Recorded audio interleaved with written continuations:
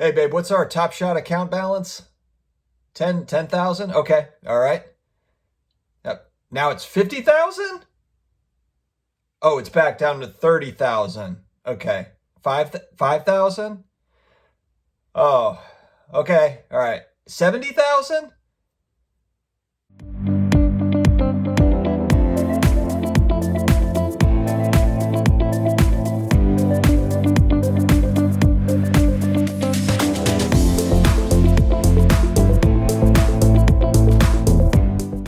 Hey, sports card collectors, investors, all of my collectibles friends. We are back again for another episode. It's Thursday. We are almost through the week. Thank goodness. Thank goodness. It's been a long one. I'm not getting very much sleep these days, to be honest. It's part excitement, part anxiety. It's a lot of different things going on. But all good though. All good. But we are back again for another episode. If you are new here, guys, we talk about all things collectible. So I talk about sports cards, graded video games, starting lineups, Top Shot. We talk about all of it here. So if you're looking for kind of a place where it's all thrown in together, that's this. That's this. All right, today I'm going to be talking about the somewhat polarizing topic. I don't really understand it, to be honest. It's the NBA Top Shot conversation, the emotional roller coaster that goes along with buying and selling on NBA Top Shot. It's amazing and strange and all of those other things. Full disclaimer before we get into it, I am not telling anybody to get into NBA Top Shot. If it's something for you, try it out. If you don't like it or don't get it or whatever, that's perfectly fine. I know people have said to me that, you're just trying to, hype this up. I've made a couple of videos previously. Not a lot of people. I've had a couple people. Let me be clear. I am a plankton in the ocean of Top Shot influencers. If you really pay attention to this thing, you've got Mr. Beast is tweeting about this. Mr. Beast has, I think, 50 million YouTube subscribers. Gary V's got millions of followers, and these are just a few. I mean, Stephen A. Smith was talking about Top Shot. Rachel Nichols is talking about Top Shot. Shaq talks about it on the broadcast. Top Shot is everywhere. NBA players tweeting about it. I am a small, tiny little fish in not even a fish. I'm like a tadpole in this thing. So this is a highly speculative market. It is highly risky based on the fact that it's so new. It's not necessarily that it's more risky than sports cards, necessarily physical sports cards. It only is because it's newer. But frankly, I mean, all of this is risky. All collectible investing is risky. So make sure that you talk to your financial advisor, talk to your parents, talk to your wife, husband, whoever that is, talk to your dog and your cat, your goldfish. Get all the research, all the opinions before you make any buys. Something I've noticed, and it's kind of odd to me, like I was saying before, is Top Shot gets people fired up. The physical sports card people, some get very, very upset talking about Top Shot. I've seen it get kind of to a point where it's just weird. And I get if it's not for you, I totally understand it. It's a new digital, different type of thing. It's just happens to have caught fire in a way that's not really explainable. There hasn't been too many markets, if any, that have exploded like this. Top Shot has done over $250 million in sales in about 90 days, roughly, with most of them coming over the last 30 days, 30 to 45 days. It's just bonkers. So, look, I understand how they're skeptics. There's going to be skeptics of everything, and you have the right to get into it, buy it, not buy it. Totally up to you. It's a brand new site. It's essentially a startup. It is licensed by the NBA, but the site has all sorts of maintenance issues. They can't keep up with the demand. They went from literally 1,000 users to over 100,000 users in a matter of weeks. And they're trying to adapt to all of that. I know there's been a lot of talk about being able to withdraw money out. There have been successful withdrawals, so that has happened. I made my first withdrawal request yesterday, or 2 days ago, excuse me. It takes 1 to 2 weeks to process, so I will report back once that happens. But I know that that's kind of a thing where, I've heard people say, if you can't take money out of it, why would you put money into it? Totally understand. I get it. I understand those concerns. It makes sense. I think it's trending in the right direction, and I think a few months from now that'll be kind of a forgotten thing. I think that they're just scaling up, and they will get it sorted out.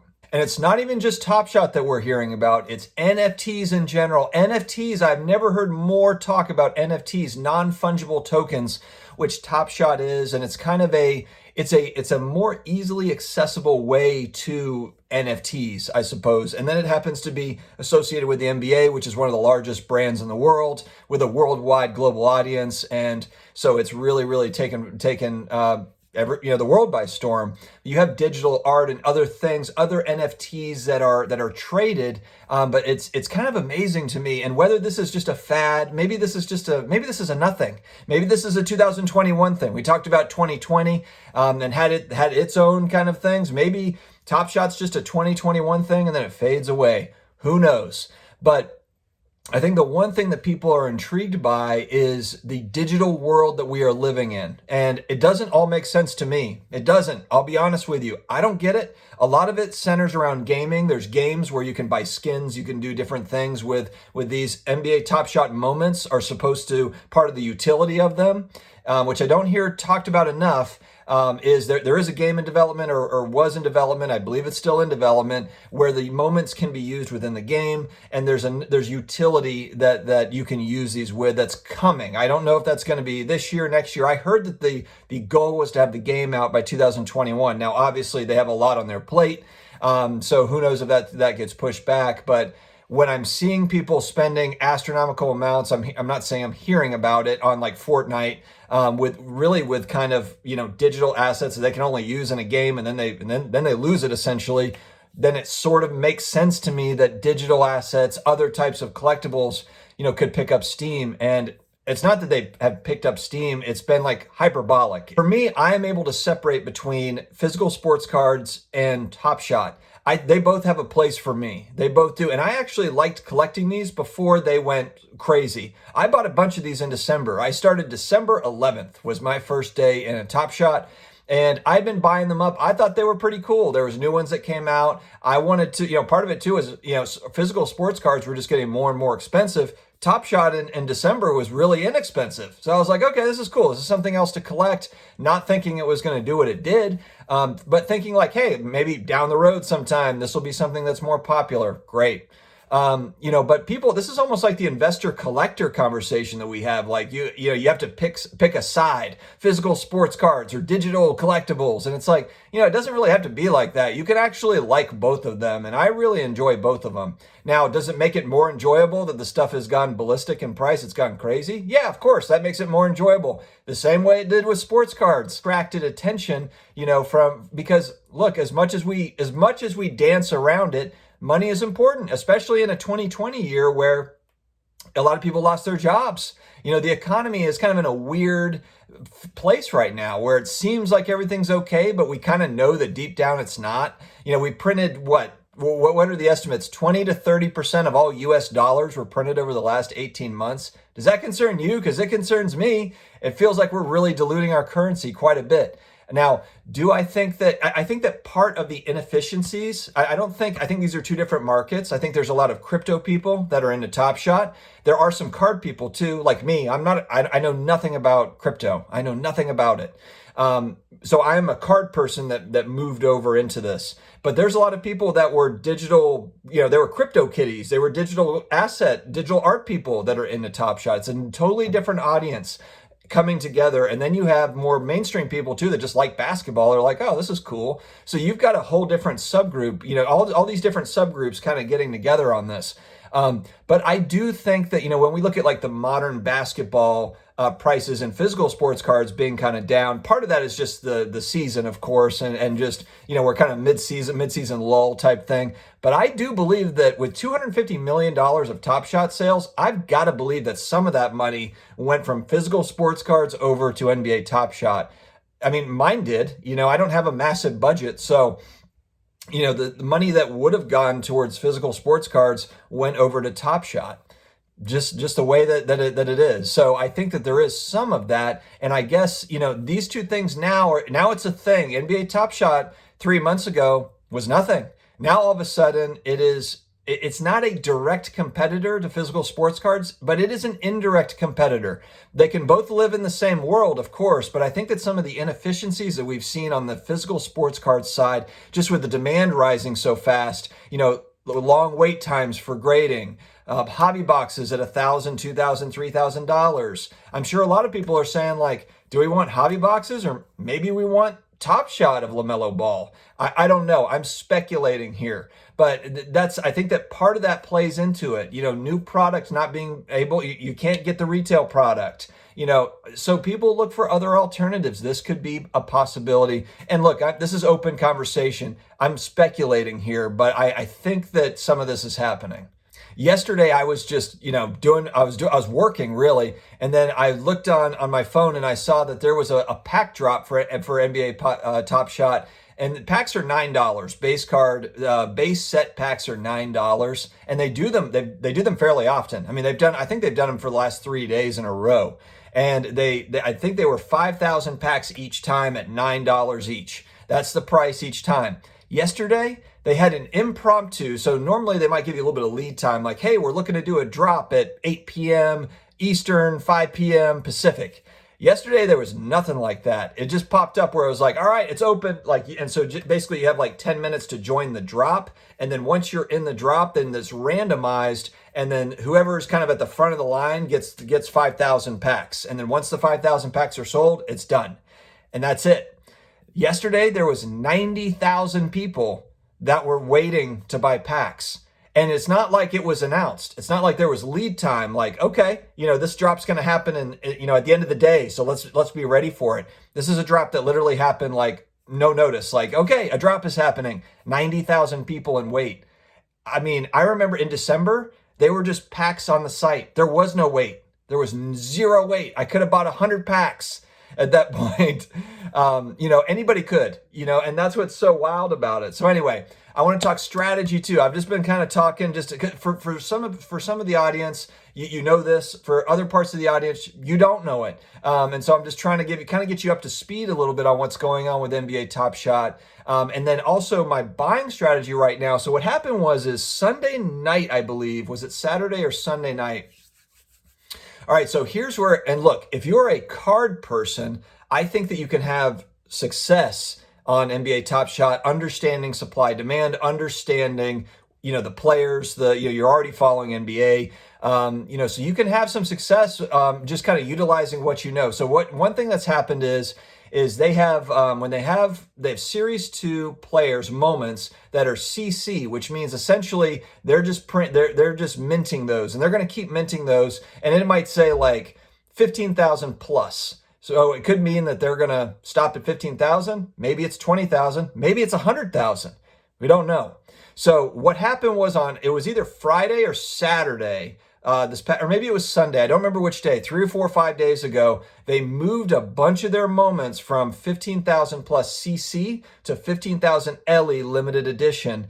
And so that's the end. There's only 15,000 they're going to mint of the Kawhi, the LeBron, the Luka, for these moments. And so there was a little bit of a lag time, maybe like 24 to 36 hours, where the market did not react very quickly to this, meaning that the prices did move up, but that was to me, I looked at that as a buying opportunity. Again, not financial advice, do what you want, buy what you want, blah, blah, blah. But for me, myself, and I looked at that as a buying opportunity because they basically said, look, we're not doing 100,000, we're doing 15,000. And most players don't have a lot of moments. Some players only have 1 or 2 moments. LeBron might have, 5 or 6 moments in total. There's not a lot of different moments yet. There's not a lot of different moments. And they don't release new moments all the time. It's actually, they do that over, the course of time. And they've got Series 1, and now we're on Series 2 for this season. And so they chopped that off. They stopped it at 15,000. And so that's when prices started to move up. And that's where I was really trying to get in and buy then. And that's where the prices went up they went up substantially. Now, what's been happening over the last, I would say 24 to 36 hours, there's been a little bit of a dip, to where I think they went up very high. And then not just the Series 2 stuff that LE, but also Series 1 stuff went up as well.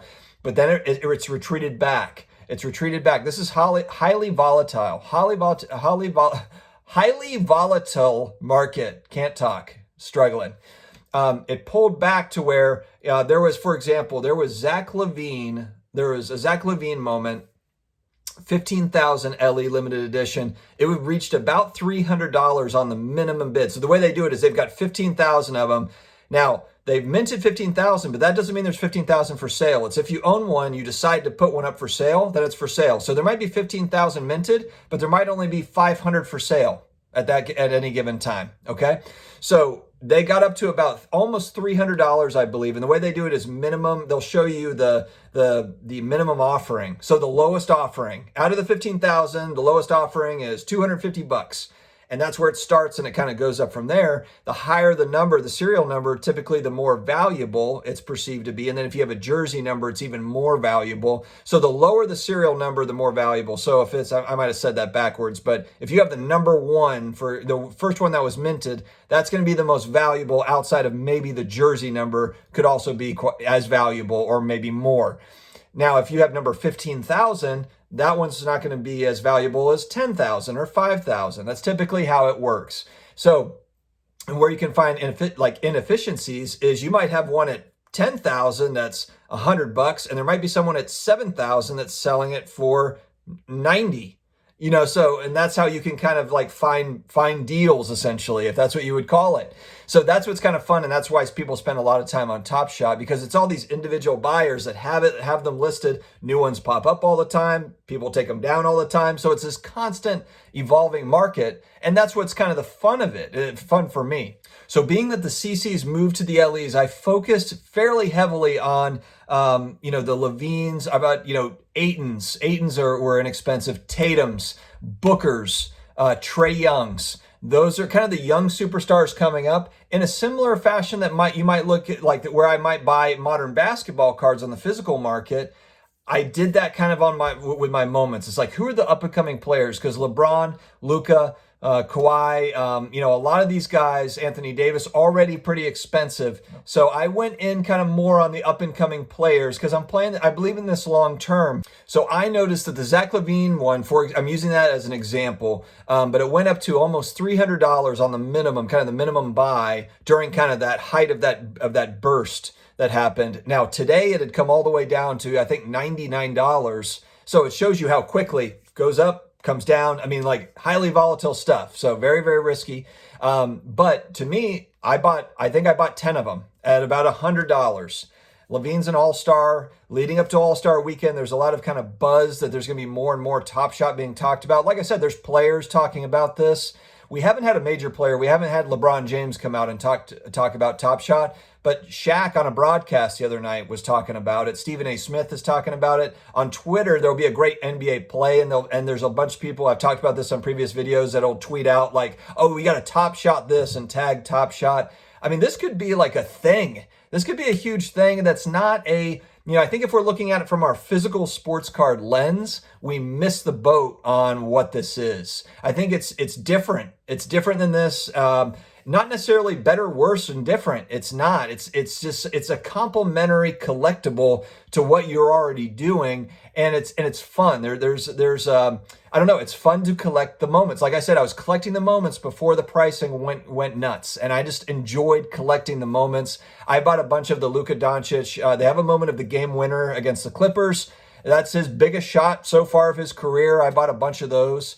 Because I was thinking, like, that's an iconic shot for him. I mean, that's a playoff winning shot. Not a lot of players have that. That could be the equivalent of like a Jordan over Elo, playoff shot early in his career. So, for me, it was all about the history of that. If they ever release vintage moments, hopefully I'll be able to afford them, but that would really be awesome if you had vintage NBA moments. So it's just a different mindset, guys. I get it. It's a YouTube clip or whatever you want to say, but there's some different layers to this thing that I think have to be understood or maybe dug into a little bit more. And like I said, it's not going to be for everybody. It's not for a lot of people, but I would say careful though, looking at it through just a physical sports or physical collectible lens, because There's more to it than that. One thing I have noticed too, I like to end my videos with positive message, positive affirmations. We've been doing that the last few weeks. I've gotten awesome feedback, so thank you guys for doing that, and just for coming back to me and letting me know, because sometimes, I don't know if I'm just talking to myself, so it's good to hear some people are getting something out of it. One thing that I have heard with kind of this NFT Top Shot community is people are really enjoying the community, and there's a lot of really nice people that are in this Top Shot community that are separate from the card community, and just nice people that are just collecting it. There's people that, people say it's all about the money for Top Shot and what happens when everyone can withdraw their money out. And certainly there's people on it that are in it to make money, for sure. The other side of that coin, though, is, so on the one hand, yes, once I can take out my money from it, then yes, absolutely. Maybe that, affects the market. But the other part of that is, like, my sister-in-law reached out to me and was like, hey, I really want to get into this. How do I open an account? And I was like, oh, okay, go on and just open an account. It's pretty easy. She was not able to open an account because of the backlog of people that are trying to open an account. So there are people that can't even get on the platform. There's demand there that can't even get on to spend their money. So we always talk about, like, oh, well, once everybody takes their money out, this thing goes to zero or whatever. It's Project 2020 2.0. And look, maybe it is. But when I hear that people can't get on to sign up for an account, they're struggling to get on to spend their money, they want to spend their money and they're not able to do it, that tells me there's another side to that story. So do I think that once everyone can take their money out, the thing goes away? No, I don't. I think the NBA is committed to this. The fact that their analysts are talking about it, the fact their players are talking about it, and the NBA is probably going to start advertising it here, I would expect. I'm paying close attention to All-Star Weekend. I've heard kind of, there's rumblings about more Top Shot type media attached to it. So let's just see what happens here. I mean, this is such a cool part of history, a time where 10 years from now, it's going to be fun to look back and see, like, oh, remember NFTs? It's either going to be, remember that fad NFTs, or it's going to be, oh, wow, remember when we were in on the ground floor of NFTs? That's going to be fun. That's going to be really fun. So what I wanted to end on the positive message side, I wanted to say, look, there's a lot of great community wrapped around this NFT and this Top Shot. That's really awesome. There's some great Discords. I mean, there's some Discords that are a little bit toxic, but there's also some good ones. And so I've met some good people kind of in that space. I'm learning more about it. And for the positive message point, guys, what I was going to say is we always, we can't do this alone. It's really important to have community, and whether that's friends or family, or your Top Shot community or your physical card community, whoever that is, I think it's critical to have a community. Try to find it, especially during tough times and in our country and in the world. We've got to figure out ways to stick together and find commonality. There's a lot of division in the world, thanks to the media in large part, I believe. And I think that we need to start focusing more on, like, what we've got in common. That's what's great about the card market. Nothing matters except for, like, we collect cards, we love cards. Top Shot, similar, love the moments, enjoy it. It doesn't have the same nostalgia, obviously, as physical cards going back 30 years because it's brand new. But maybe one day it will. Maybe the young people, in 30 years will be like, oh yeah, my nostalgic moment of when Top Shot was born, and now we've got NFL moments and MLB and whatever else there is. It's very interesting to watch. It's gonna be cool to see how it all pans out. Thanks very much for joining me on this Top Shot journey, this physical collectible journey as well. It's awesome. It all complements each other. It's great. Like I said, please subscribe if you have not already. We come out with just about daily videos, and we will keep them coming. Have an awesome rest of your week, guys. We'll see you tomorrow.